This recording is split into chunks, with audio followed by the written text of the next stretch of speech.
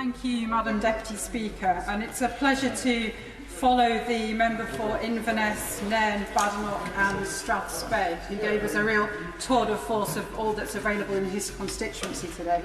I would like to add my voice to members across this House in thanking our magnificent key workers for all they have done throughout this crisis. Having worked with many of them, I know the sacrifices they have made to support our most vulnerable.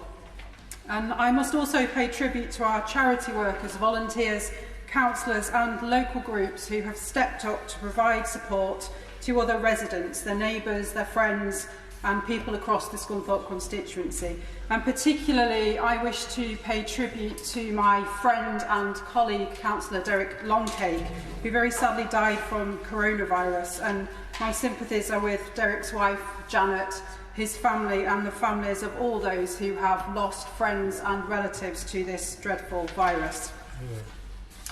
I want to mention today, Madam Deputy Speaker, the manner in which people in my constituency have handled themselves over the last months. Scunthorpe has been a real class act, and I'm prouder than ever to represent my hometown. In particular, it was a pleasure to meet Jude and Tilly in Central Park last week to look at Connor the COVID Snake, which is a collection of over 400 stones painted by local people as a permanent reminder and tribute to the community spirit shown during coronavirus. And in that spirit, there are a couple of matters that I would like to bring to the attention of the government before we rise for the summer. The first, which I know will come as no surprise to members across this House, is the protection of our steel industry. I started my role here when British Steel was on the brink. And quite frankly, we would not be making steel today were it not for the support the government gave to us in the Scunthorpe constituency. And many people have told me over recent months that they will never ever forget that support. Moving forward, I ask the government to continue to be a friend to steel and to do all it can to promote the use of our UK steel in national projects. It's absolutely right that we must build, but to do that we must make. And I ask the government to put that at the forefront of its plans. Madam Deputy Speaker, my apologies. There is not one member of this House that could go even one day without steel. It truly is the backbone of our nation. And we owe it to people across this land to make sure that our hospitals, our schools and railways such as HS2 are made from the very best steel that our money can buy, and that is UK steel. My right honourable friend, the Prime Minister, is bang on. UK steel should be at the front of the queue, and I believe the best way to do that is through the adoption of the Steel Charter. I would also like to raise Scunthorpe Hospital.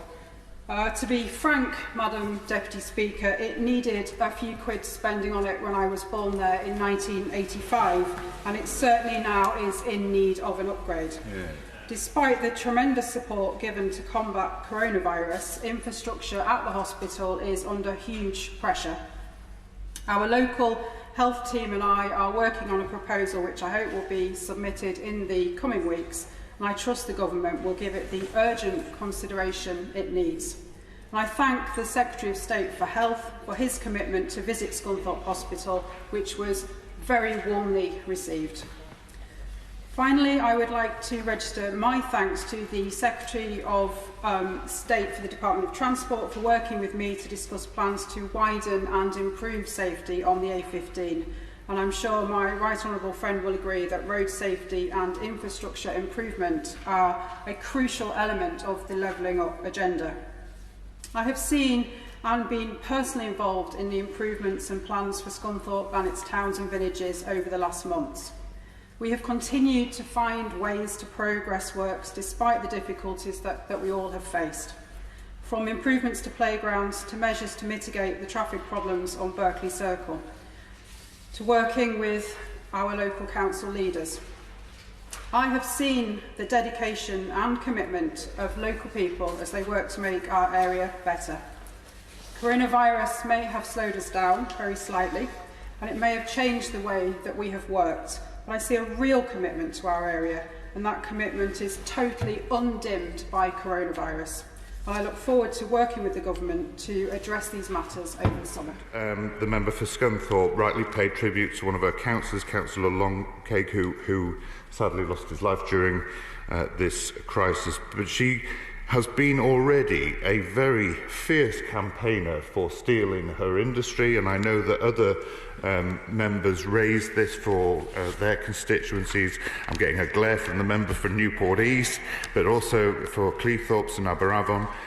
The government is supporting the sector during this difficult period, and of course we do have a huge investment going on with our infrastructure, and we've also introduced steel-specific procurement guidance that requires government departments and public bodies to consider the social and environmental factors when procuring steel, and I certainly hope that that will see more British steel being used in the fantastic investment that we're making across the country. I want to wish the